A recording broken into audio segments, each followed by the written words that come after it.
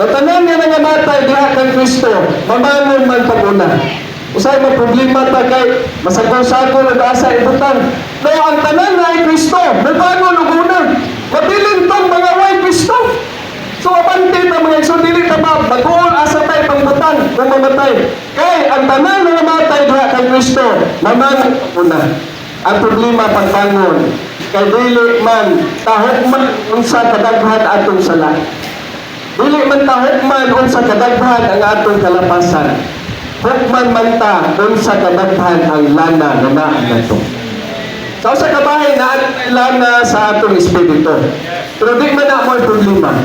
Ang problema kay lana man sa atong Pasko.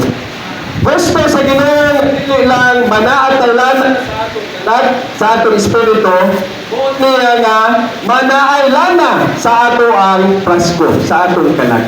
Mano ang Ginoo nag-agreement sa environment sa atong palibot bisan kinsa ta na ay espesyal na assignment. No, atong anak assignment na nato, atong bata, atong asawa, kahintang sa trabaho, kahintang sa negosyo, assignment na sa Ginoo sa matag-usa nato.